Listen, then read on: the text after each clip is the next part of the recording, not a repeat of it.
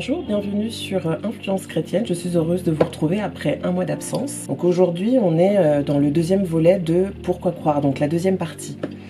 On avait en fait parlé de ce qu'était la foi, de qui était Dieu, qui était le Père, le Fils et le Saint-Esprit.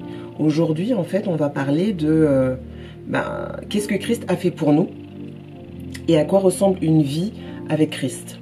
Alors, qu'est-ce que Christ a fait pour nous?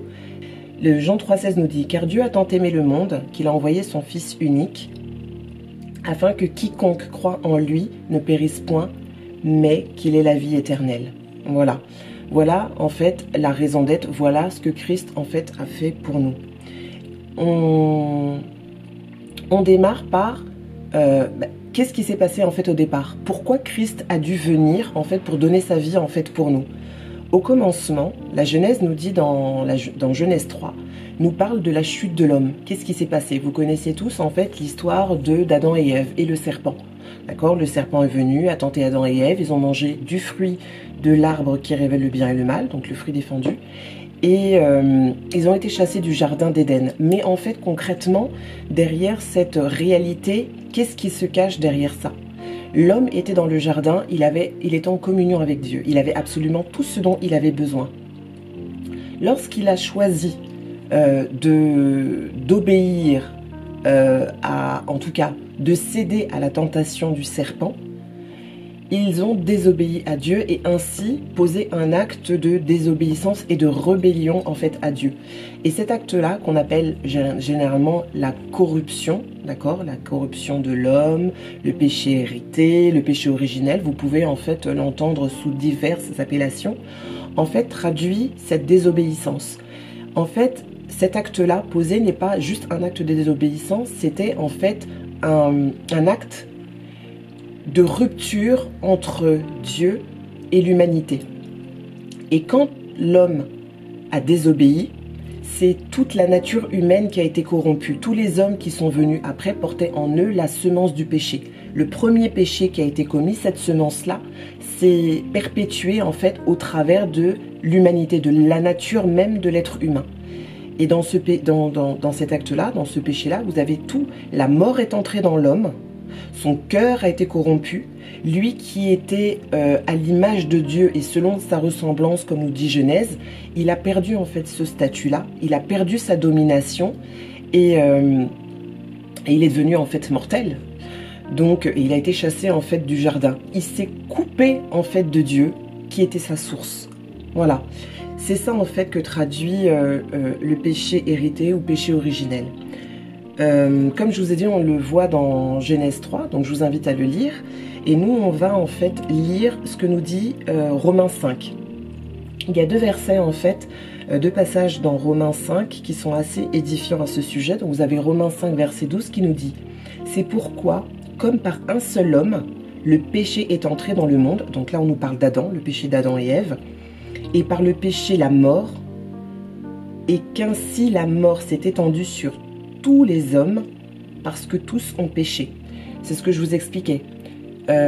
Adam a péché, enfin Adam et Ève ont péché, et le péché est rentré dans la nature de l'homme, et avec le péché est rentrée la mort.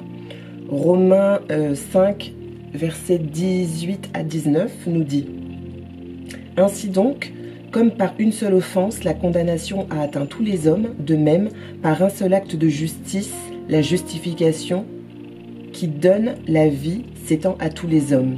Car, comme par la désobéissance d'un seul homme, beaucoup ont été rendus pécheurs, de même, par l'obéissance d'un seul, beaucoup seront rendus justes. » En fait, on nous explique que par le péché d'Adam, toute l'humanité a été corrompue. Et par l'obéissance d'un seul homme, donc Christ, toute l'humanité a été rachetée de ce péché. Voilà. Alors le salut, qu'est-ce que le salut et en quoi consiste-t-il? En fait, le salut, c'est le plan que Dieu a mis en place pour que l'homme puisse revenir à son état initial, d'accord? Son état de domination, l'état où en fait il avait la nature de Dieu, l'identité de Dieu, donc il était à l'image de Dieu, où il avait la domination en fait sur la terre, sur tous les animaux. En fait, le salut, c'est ce qu'il vient nous apporter. Dieu a trouvé un plan pour nous rétablir en fait dans cette ancienne domination que nous avions, ancienne position que nous avions. Et il le fait donc au travers de Jésus-Christ. Donc son obéissance nous donne le salut. Quand on accepte Jésus en fait dans sa vie, on renonce à notre vie passée, donc notre vie de péché, donc celle qui était infectée, corrompue par le péché originel, d'accord?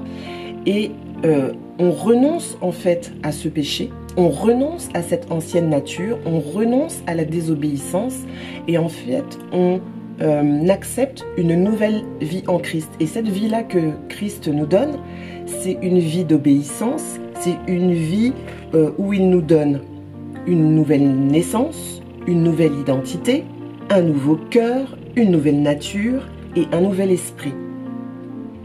Voilà ce que nous recevons en fait à la croix. Quand Jésus vient donner sa vie, vient mourir à la croix, il sait pourquoi il le fait. D'accord ?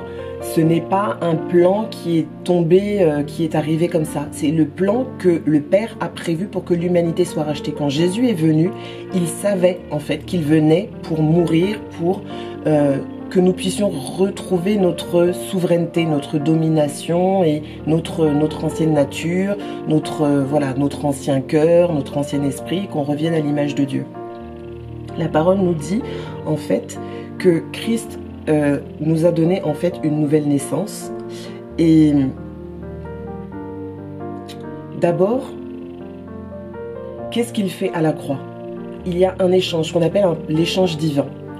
Jésus a pris en fait notre mort pour nous donner la vie Zoé. La vie Zoé, c'est la vie éternelle, la vie divine.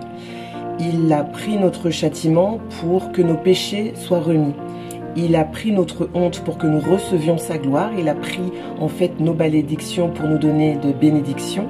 Il nous a donné en fait, il a pris notre pauvreté pour nous donner sa richesse et nous donner l'abondance. Il a été rejeté par le Père pour que nous soyons acceptés du Père, parce qu'au moment en fait de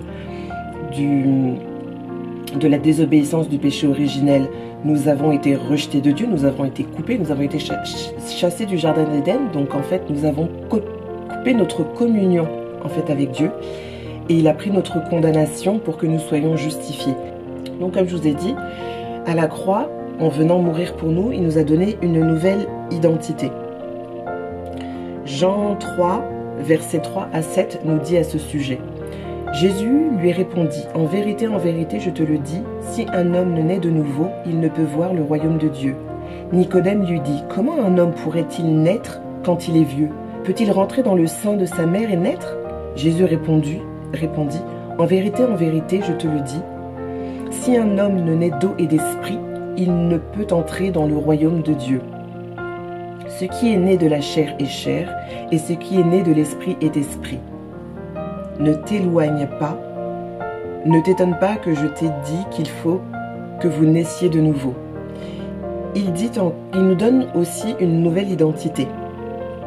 Galates 3, 26 nous dit: car vous êtes tous fils de Dieu par la foi en Jésus-Christ. Donc en fait, quand vous acceptez Jésus comme votre Seigneur et Sauveur personnel, donc de votre vie, en fait, vous devenez automatiquement fils de Dieu parce que vous êtes adopté par lui. Galates 4, versets 4 à 7 nous dit: mais lorsque les temps ont été accomplis, Dieu a envoyé son Fils né d'une femme, né sous la loi, afin qu'il rachetât ceux qui étaient sous la loi, afin que nous reçussions l'adoption. Et parce que vous êtes fils, Dieu a envoyé dans nos cœurs l'esprit de son Fils, lequel crie Abba, Père. Ainsi, tu n'es plus esclave, mais fils, et si tu es fils, tu es aussi héritier par la grâce de Dieu. On nous dit aussi dans Jean 1, versets 12 à 13, mais à tous ceux qui l'ont reçu, on nous parle donc de la lumière, Jésus comme étant la lumière du monde. À ceux qui croient en son nom, elle a donné le pouvoir de devenir enfants de Dieu, lesquels sont nés, non du sang, ni de la volonté de la chair, ni de la volonté de l'homme, mais de Dieu. Il nous donne aussi un cœur et un esprit nouveau. Un cœur est régénéré et renouvelé. Dans Ézéchiel chapitre 26, versets 25 à 27, un passage que j'aime beaucoup parce que je trouve qu'il est quand même très fort, très puissant. « Je répandrai sur vous une eau pure et vous serez purifiés. Je vous purifierai de toutes vos souillures et de toutes vos idoles. Je vous donnerai un cœur nouveau et je mettrai en vous un esprit nouveau. J'ôterai de votre corps le cœur de pierre et je vous donnerai un cœur de chair. Je mettrai mon esprit en vous et je ferai en sorte que vous suiviez mes ordonnances et que vous observiez et pratiquiez mes lois. » Et il nous donne aussi une nouvelle nature. Romains 6, verset 6 nous dit « Sachant que notre vieil homme a été crucifié, donc notre vieil homme c'est notre ancienne nature, avec lui, donc avec Christ, quand Christ a été crucifié, en fait, notre vieil homme, notre ancienne nature a été crucifiée avec lui. D'accord ? Afin que le corps du péché fût détruit pour que nous ne soyons plus esclaves du péché. » Il nous dit encore dans Galates 2, verset 20, « J'ai été crucifié avec Christ, et si je vis, ce n'est plus moi qui vis, mais c'est Christ qui vit en moi. » Et dans 1 Jean 3, verset 9, il est dit « Quiconque est né de Dieu ne pratique pas le péché parce que la semence du péché demeure en lui et il ne peut pécher parce qu'il est né de Dieu. » Voilà. Nous verrons dans la dernière partie, en fait, à quoi ressemble une vie avec Christ. Et il sera temps, peut-être, que vous soyez prêts à prendre une décision, faire un choix. Christ, en fait, vous lance une invitation pour savoir si vous voulez, en fait, avancer avec lui. En tout cas, j'espère que cette vidéo vous a édifié. N'oubliez pas et n'hésitez pas à vous abonner si ce n'est pas encore le cas, à partager, liker et commenter en fait la vidéo et je vous dis à très bientôt.